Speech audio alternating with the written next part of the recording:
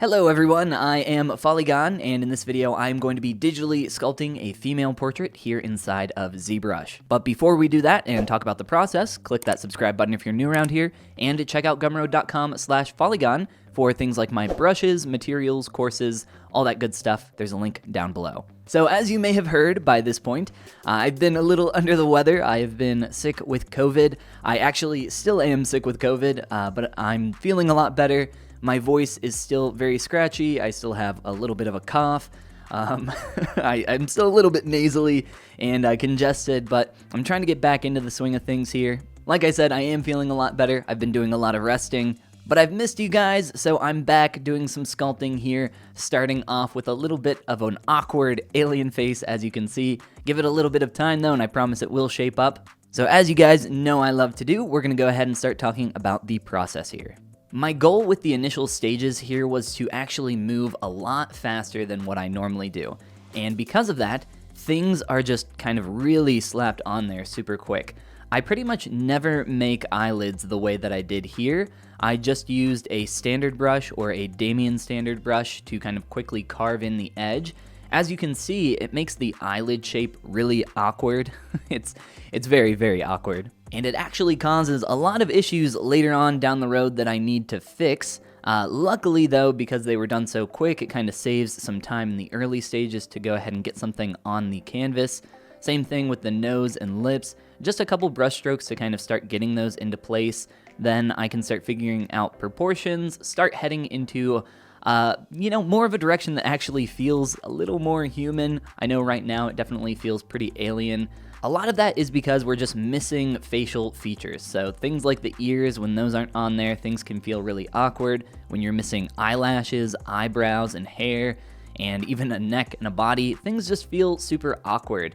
And that's why I've been trying to figure out a little bit of a faster workflow to get past that area and start getting more of the facial features on the actual face. So this was a little bit of an experiment to start pushing in that direction.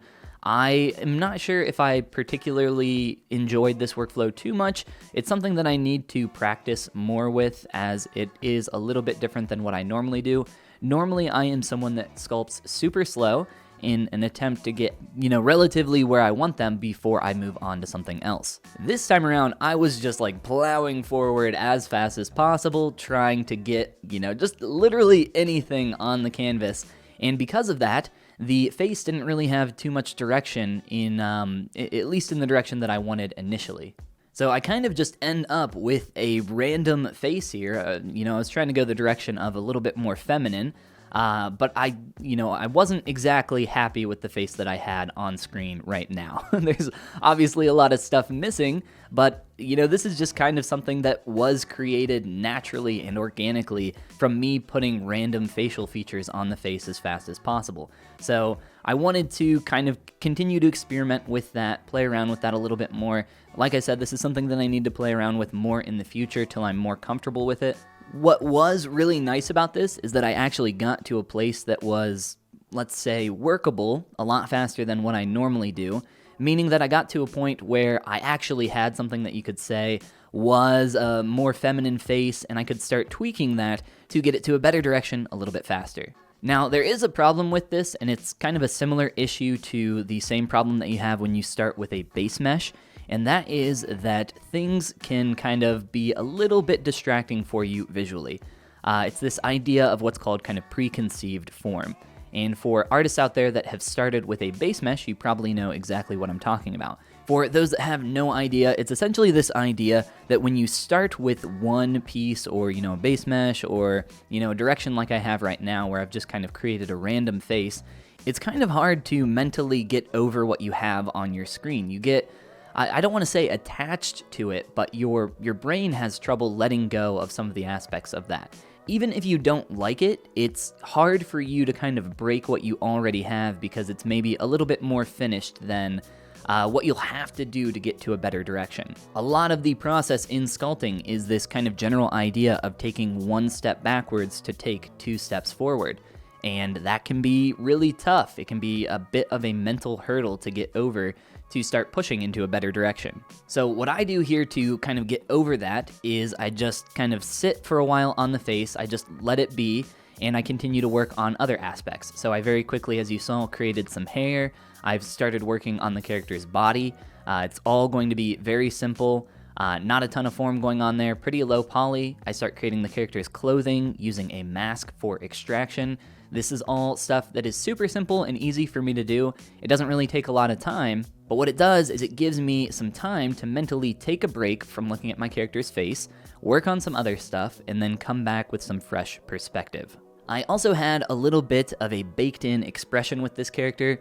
That is sometimes unavoidable. I mean, a lot of the time, it's kind of tough to have absolutely zero expression on a character that you're sculpting, and even if you do, it can feel very awkward, so a lot of the time, I'll give a little bit of a slight smile or a little bit of a downturned corner to the lip to play around with keeping that from becoming too flat. The eyes and mouth are so expressive that it's just so hard to get away with having absolutely zero expression, being completely neutral, and even if you do, a lot of the time, like I said, that feels pretty strange. But I do head a little bit in that direction here, playing around with the overall shape of the brow. Things were feeling a bit too pinched, making her feel a little bit kind of awkwardly angry in the eyes, but not in the mouth. So I raised up the inner corner of the eyebrow. I played around with giving the lips a little bit more volume, and then I played around with working on the hair a little bit more as well. As I started to work on that face a little bit more, I once again kind of got in that stage where I wasn't exactly sure how I wanted to move forward, and I just needed to give my eyes a little bit more time to take a break so that I could work on some other aspects like the hair, and then come back to the face again with some more fresh perspective. So after doing that, I can come back to the face and start working on the proportions a little bit more. As you'll see throughout the entire development of this character, the face changes like a million times. I mean, at any point here, even a few minutes ago, I could have called this face finished and said, there's my finished face, be completely done with it. Yeah, it looks a little bit like someone, but it wasn't exactly what I wanted for this character. And now, even at this point, I'm working on switching just the slightest little proportion here and there. You could say that that's a new face. Like I said, it's just a matter of when I call it done. And that's kind of the weird thing about sculpture. I feel like there's so many different, points at which you could say something is finished. This is actually something that my students ask me about quite a lot. When do I call something finished? How do I know when I'm done? And a lot of the time, the unfortunate truth is that you have to be the one to say when you are finished. You have to be the one to say when you are done. And I'm sure a lot of you have heard the expression of nothing's ever finished, only abandoned. And I definitely felt that way with this character's face as I progressed on it, but I essentially just keep working on it until I get to a place where I'm happy enough with it. I could have kept working on it even when I was, calling it finished, but I was happy enough and I was getting to a point where I was getting some diminishing returns. We can talk about that more later on once we get to it, but I'm going to keep working on this face, continuing to adjust the facial features. A lot of what I've done up to this point is adjusted the shapes for the nose, lips, and jawline. The eyes are still relatively the same shape. I start getting some color on here, which helps to make the face feel a bit more warm and fleshy. A little bit sickly almost. I do adjust some of that later on, but I continue to play with that jawline, start rounding out the face. It gets a little bit squashed here and awkward as I start to do that. This is just kind of me experimenting with the facial shape, playing around with the larger form, rounding out the face. When you do this, sometimes stuff works, sometimes it doesn't. I don't really think this works, looking back on the footage here, but at the time, I didn't really feel that way. It kind of comes down to, like I was saying before, you get a little bit of tunnel vision. Sometimes you need to refresh your eyes, come back, play with it a little bit more. Here, the face gets so squashed that I think it kind of feels like the bones are starting to move around and it feels really broken. There's definitely a difference between rounding out a face and playing with the proportions and then just making something that is completely unbelievable. I'm sure there is someone that has some pretty similar or close to this proportion for their face in terms of distance from eyes to nose, lips, chin, etc. It just wasn't something that I was particularly wanting for this character. It felt a little bit too round for the final character that I wanted, so I definitely play around with the elongation there. I also play around with the lips a lot for this character, playing around with some different lip shapes there. I go through about 100 different variations before I finally land on the one for the final character. I continue to work on the eyes a little bit more, starting to add in some paint. I decided to go with a dull green color. I myself have green eyes, so I thought that was fun to play around with here. I just do some simple, quick hand painting using some low value RGB on a simple standard paintbrush, and then I add in some hand painted shadows and a little bit of a more saturated, lighter green color to the bottom of the eye to help draw the attention there. Once I painted those eyes a little bit more, I was noticing that the eyes felt a little bit far apart. Typically, you want to have about a singular eye distance between your two eyes. Mine were a little bit wider. A lot of these kinds of ideas about, art rules that you could say, they're more of guidelines than anything else. There are always going to be things that deviate from the norm. The standard human proportion for a person's face has a ton of different variation. There are people with extremely wide, square jaws. There are people with very narrow faces. There are people with noses that are super high up on their face or noses super low on their face. There's just so much variation there. Really, it just kind of comes down to preference and what you want to create.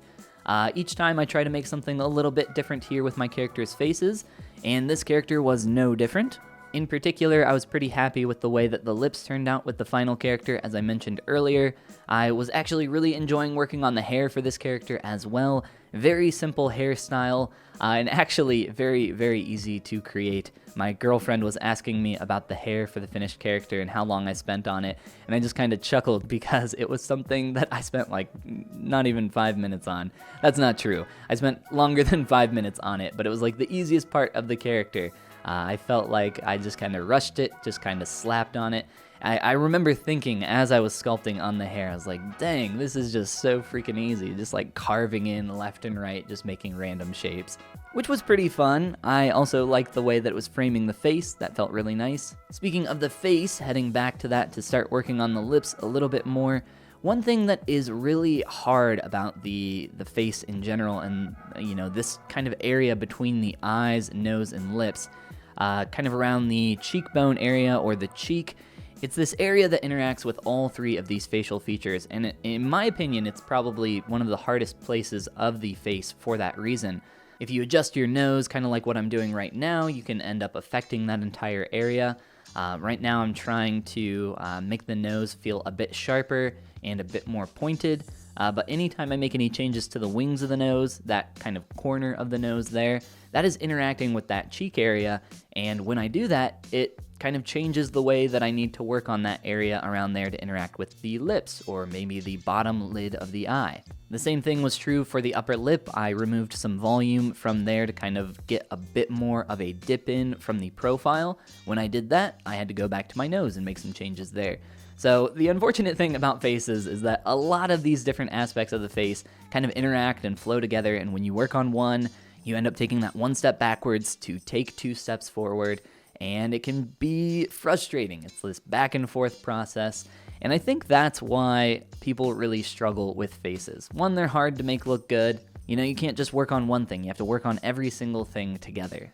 And like I said, that's really why I want to get better at this process of moving a lot faster. This entire face, from beginning to end, took me under 4 hours to sculpt. And that is because I was able to get to a place like this, where I am right now, a lot faster, so that I can work on things like my proportions, my color, my hair, all these little tiny stray strands of hair that I'm adding to the face, around the eyes, to add some visual interest, pull you in a little bit closer to that area. I can do all of this so much faster because I've done all the early work, a little bit more rough than maybe what I would traditionally do. Things are kind of super messy, but for the most part, things are really starting to come together a lot faster here at the end. So I think there's a lot that could be said about this process of working faster. There could be some arguments as to why it's better, why it's worse. Typically, I like to be a little more careful as I progress, work a little slower, try to get things built up exactly how I want. Typically, they don't turn out exactly how I want, and I have to make changes anyway, which is why I am experimenting with this process.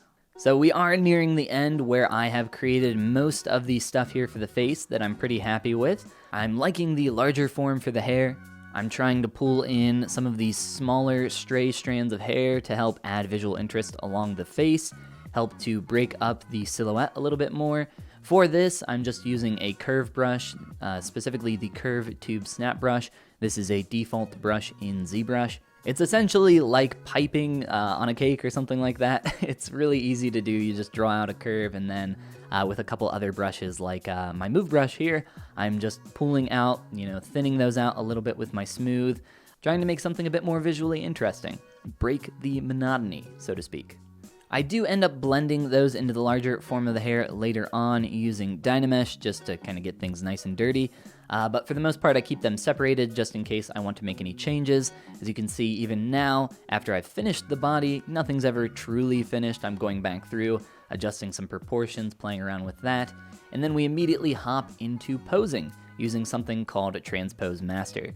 This allows me to take all of my individual subtools, which are the individual parts of the character, so the head, body, eyes, hair, eyebrows, etc., every individual piece, and then I can start manipulating them all together at the same time. So this is really nice for posing or just making large proportional changes. Right now I'm using it to adjust the pose of the figure, add in some asymmetry, play around with the directionality for the eyes, play around with a little bit of a slight expression. I'm treating this very similar to something that I have done for Sculptober, so if you guys were around for that, a lot of that was doing some stuff pretty quick. As I mentioned, this took under 4 hours to sculpt, so I was moving pretty quick, and for the final little bit of asym here at the end, as I mentioned, it's just a very slight expression. I played around with the asymmetry around the eyes. I wasn't sure what I was going to do for the expression when I started this, but for the final expression, as you can see here, it's maybe a little bit surprised. There's a slight smile. Definitely not the most expressive character in the world, but I thought that something a little more subtle worked nicely with this face. And then it's time to go in and add the final touches. So for this, I am just adjusting any little thing that stands out. I wanted to add a little bit more form around the eyelashes and eyebrows to add a bit more visual interest there. I also wanted to play around with some of the sharpness of some of my edges. So specifically that nose earlier on, I sculpted to be pretty sharp, if you guys remember that. I definitely wanted to make that a little bit more softer, feel a little bit more organic, play around with adding a bit more visual interest to the hair in terms of color, adding a bit more of a darker weight to the bottom of the hair to help keep the visual interest a little bit more pulled in and focused around the face. But that is pretty much it for all those final little details here at the end, other than sending her off to be rendered, which I know a lot of people have been asking about. If you haven't seen, I have a new course on rendering, which you can find at the link down below, as well as a link to my Gumroad, where all of my brushes and courses can be found. Something new with this one is that I have prints available of this final portrait. Let me be very clear, these are 2D prints for your wall, not 3D. Like I said, it's not something I've ever done before, and I'm not exactly sure how much interest there will be, and if there ends up being more interest than I think, maybe I can make some more in the future. This is also a really great way to support the channel while getting a piece of art out of it, so there's a link below where you can order one for yourself, or maybe someone else. It could make a great gift for the upcoming holiday season, and if you are really interested in seeing more of this kind of thing, let me know down in the comments. So like I said at the beginning, I have been sick with COVID for about a week now. I'm definitely starting to feel better. I'm hoping to get back into making some more videos here soon, but at least for now, just trying to kind of ease into it. The amount of coughing I have had to cut out of this video is a little sad, but hey, if you're new around here, click that subscribe button. Look forward to more videos like this coming up here soon. Have a fantastic rest of your day, guys. Stay safe and healthy out there, and I'll see you guys in the next video.